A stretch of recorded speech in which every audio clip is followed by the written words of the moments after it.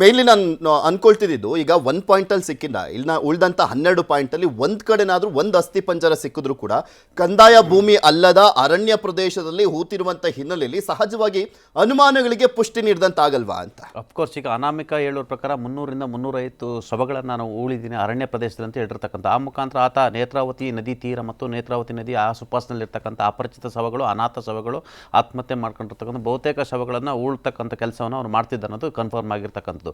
ಈಗ 13 ಸ್ಥಳಗಳನ್ನು ಗುರುತಿಸಲಾಗಿದೆ. ಒಂದು ಸ್ಥಳದಲ್ಲಿ ಈಗಾಗಲೇ ಡಿಗ್ ಮಾಡಲಾಗಿದೆ, ಅಲ್ಲಿ ಯಾವುದೇ ರೀತಿ ಕಳೆ ಬರ ಸಿಕ್ಕಿಲ್ಲ. ಹಾಗಾಗಿ ಇನ್ನೂ 12 ಸ್ಥಳಗಳು ಇರ್ತಕ್ಕಂಥ, ಹಾಗಾಗಿ ಇನ್ನೂ 12 ಸ್ಥಳಗಳಾಗೋ ತನಕ ಯಾವುದನ್ನು ಕೂಡ ಖಚಿತತೆಗೆ ಬರಲಿಕ್ಕೆ ಸಾಧ್ಯವಿಲ್ಲ. ಮತ್ತು ನೇತ್ರಾವತಿ ನದಿ ತೀರದಿಂದ ಸುಮಾರು 10 ಮೀಟರ್ ಇರ್ತಕ್ಕಂಥದ್ದು ಇವರು ಗುರುತಿಸ್ತಕ್ಕಂಥ ಸ್ಥಳ.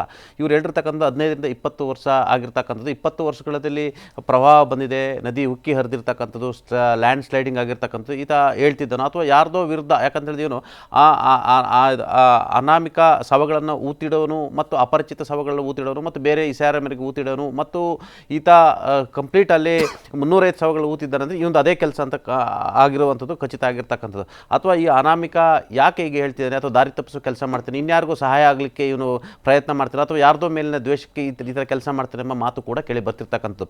ಇದರ ನೋಡಿ SITಗೆ ಇದು ದೊಡ್ಡ ಸವಾಲಾಗಿರ್ತಕ್ಕಂಥ. ಯಾಕಂದರೆ ಈಗ ಮುಂಗಾರು ಇರ್ತಕ್ಕಂಥದ್ದು, ಮುಂಗಾರು ಮಳೆ ಇರ್ತಕ್ಕಂಥದ್ದು, ಒಂದು ಕಡೆ ಮಳೆ ಬರ್ತಿರ್ತಕ್ಕಂಥದ್ದು. ಮಳೆ ಬರ್ತಿದ ತಕ್ಷಣ ನೀರು ನಿಮಗೆ 3ರಿಂದ 4 ಅಡಿ ಮಣ್ಣು ಆಗಿದ ತಕ್ಷಣ ಅಲ್ಲಿ ನೀರು ಜಿನುಗಲಿಕ್ಕೆ ಸ್ಟಾರ್ಟ್ ಆಗುತ್ತೆ, ನೀರು ಬರಲಿಕ್ಕೆ ಹೊರತೆ ಸ್ಟಾರ್ಟ್ ಆಗುತ್ತೆ. ಹಾಗಾಗಿ ಇದು ಸವಾಲಿನ ಕೆಲಸ ಆಗಿರ್ತಕ್ಕಂಥದ್ದು. ಇನ್ನೂ 12 ಪ್ರದೇಶಗಳನ್ನು, ಈಗ 12 ಸ್ಥಳಗಳನ್ನು ಗುರುತು ಮಾಡಿರ್ತಕ್ಕಂಥದ್ದು ಈಗ ಪತ್ತೆ ಹಚ್ಚುವ ಕೆಲಸ ಆಗಿರ್ತಕ್ಕಂಥ. ಇವತ್ತು ಪಾಯಿಂಟ್ ನಂಬರ್ 2 ಆಗಿರ್ತಕ್ಕಂಥ.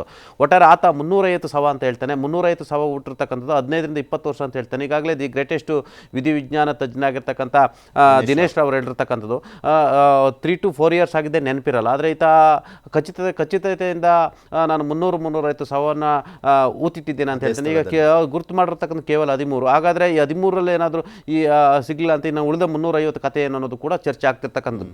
ಸದ್ಯ SITಗೆ ಇದೊಂದು ದೊಡ್ಡ ತಲೆನೋವಾಗಿರ್ತಕ್ಕಂಥದ್ದು. ಎಲ್ಲ ಒಂದು ಕಡೆ ಇದನ್ನು ನೋಡ್ತಾ ಹೋದರೆ, ನಾನು ನಿಮ್ಗೆ ನೆನ್ನೆನೂ ಕೂಡ ಹೇಳಿದೆ, ಇದೊಂಥರ ಆರರು ಥ್ರಿಲ್ಲರು, ಕ್ರೈಮು ಜೊತೆಗೆ ಕಾಮಿಡಿ ಎಲ್ಲವೂ ಸೇರಿ ಒಂದು ಸಿನಿಮಾ ರೀತಿ ಇರ್ತಕ್ಕಂಥದ್ದು.